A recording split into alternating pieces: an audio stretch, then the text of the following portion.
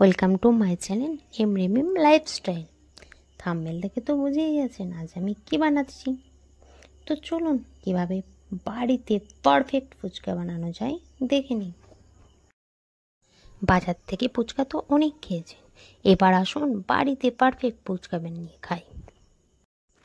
বাড়িতে একবার বানিয়ে খেলে বাজারে ফুচকা ভুলে যাবেন। বকবক তো অনেক হলো, চলুন দেখে নিই রেসিপিটা।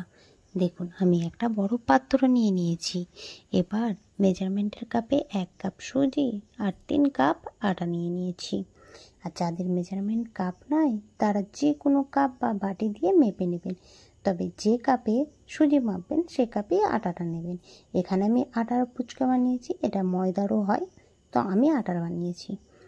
এর মধ্যে আমি অল্প খাবারের সোডা দেব, সামান্য অল্প পরিমাণে খাবারের সোডা, আর অল্প অল্প করে পানি দিয়ে ডোটাকে তৈরি করে নেব।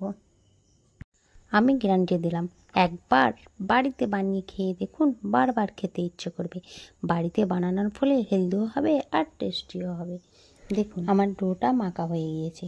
এবার আমি এটা আধ ঘন্টা মানে 30 মিনিট রেস্টে রাখবো। 30 মিনিট পর আমি এটাকে দেখব কতটা সফট হয়েছে। তো দেখুন আমি 30 মিনিট পর ডোটাকে দেখছি তো কতটা সফট হয়েছে, আপনারাও দেখলে বুঝতে পারবেন। এরপরে আমি এটাকে রুটি বা পরোটার যে আমরা লেচি কাটি, তো রুটি বা পরোটার মতো লেচি কেটে নেবো। তো লেচি কাটার আগে আমি হালকা করে একটু দলে নিলাম। তো লেচিগুলো আমার রেডি হয়ে গিয়েছে। এখানে আমি ফুচকাগুলোকে দুইভাবে বানিয়ে দেখাবো। একটা হচ্ছে যে কোনো ছিপি মানে বোতলের ছিপি দিয়েও বানানো যায়, বা যে কোনো শেষের ছিপি দিয়েও বানানো যায়। ফুচকার মতো সাইজের একটা ছিপি নেবেন, ছিপি দিয়ে রেডি করে নেবেন। আর একটা ছোট্ট ছোট্ট করে আমরা লেচি কেটে ফুচকা বেলবো। তো দুটো পদ্ধতি আমি এখানে দেখিয়ে দিচ্ছি। তো দেখুন আমি একটা লেচিকে রুটির মতো বেলে নিয়েছি। এবার ফুচকার মতো সাইজের একটা বোতলের ছিপি নিয়েছি। ফুচকাগুলোকে এই ছিপিটা দিয়ে কেটে নিচ্ছি। এই ফুচকাগুলো হালকা একটু বেলে নেব। ব্যাস রেডি ফুচকা। এভাবেও ফুচকা বানানো যায়, আবার ছোট ছোট লেচি বেলে নিয়েও ফুচকা বানানো যায়। আমি দুই পদ্ধতি দেখিয়ে দিলাম, আপনাদের যেটা সুবিধা হবে আপনারা সেভাবে ফুচকা বেলে নেবেন। দেখুন আমি কিভাবে ছোট ছোট লেচি কেটে হাতের মধ্যে একটু গোল গোল করে নিচ্ছি, নিয়ে ছোট্ট ছোট্ট করে বেলে নেব। তো ফুচকাগুলো আমরা বেলার পরে 10 মিনিট ফুচকাগুলোকে রেস্টে রাখবো। তো 10 মিনিট এই কারণে রেস্টে রাখবো, ফুচকাগুলো যাতে পারফেক্টভাবে ফুলে আর পারফেক্ট দোকানের মতোই আমরা যাতে ফুচকা পাই। আপনাদের দেখানোর জন্য অল্প কিছু ফুচকা পেলে নিলাম, আর বাকি ফুচকাগুলো অফ ক্যামেরায় রেডি করে নিয়েছি। আমি যেহেতু বেশ অনেকগুলো ফুচকা রেডি করেছি তাই অফ ক্যামেরায় রেডি করেছি। আপনারা যদি অল্প অল্প বানাতে চান তাহলে সুজি আর আটার পরিমাণটা কমিয়ে দেবেন। এবার চলুন টক জলটা রেডি করে নিই। আমি কিছুটা তেঁতুল 30 মিনিট পানিতে ভিজিয়ে রেখেছিলাম।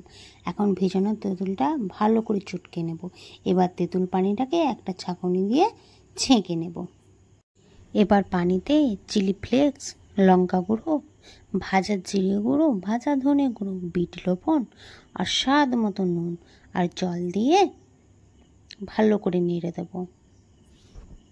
ব্যাস রেডি ফুচকার টক জল। এবার আমাদের ফুচকার ভিতরে যে আলু ভর্তাটা দেবো সেই আলুটাকে রেডি করে নেব। দেখুন আমরা আলু সিদ্ধ নিয়েছি, আর আলুর সাথে আমরা কাঁচা লঙ্কাকেও সিদ্ধ করে নিয়েছি। আলু কাঁচা লঙ্কা দুটোকে আমি একসাথে দিয়ে সিদ্ধ করে নিয়েছি। তো এখানে পুরো আলুটা আমি মানে মাখবো না, পরে আমি মেখে নেবো। আমি আপনাদের দেখানোর জন্য অল্প করে একটু আলু মেখে নিয়ে দেখাচ্ছি। দেখুন এখানে আমি দুটো আলু মেখে নিচ্ছি, এর সঙ্গে কাঁচা লঙ্কাটাও আমি মেখে নেবো। আলুটাকে আগে ভালো করে মেখে নিচ্ছি, তারপরে আমরা আস্তে আস্তে মশলা দেবো। তো দেখুন কাঁচা লঙ্কা, কাঁচা ছোলা ভেজানো আর কাঁচা পেঁয়াজ, ধনে পাতা, চিলি ফ্লেক্স, নুন দিয়ে আমি ভালো করে আলুটাকে মেখে নিচ্ছি। তো প্রত্যেকটা আমি মানে আমার পছন্দ মতো স্বাদ মতো দিয়েছি, আপনারা একটু কমিয়ে বাড়িয়ে নিয়ে দেবেন।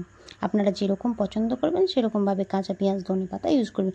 যারা ধনে পাতা পছন্দ করেন না তারা দেবেন না, কাঁচা পেঁয়াজও যারা পছন্দ করেন না দেবেন না। তো এই ফুচকাতে কাঁচা লঙ্কা ধনে পাতা হবে না তা কি আর হয়? তবে হ্যাঁ, বাজারে ফুচকার টেস্ট আনতে হবে, এই আলু মাখাতে দিতে হবে অল্প একটু টক জল। ব্যাস ভালো করে মেখে নিলেই রেডি ফুচকার আলু মাখা।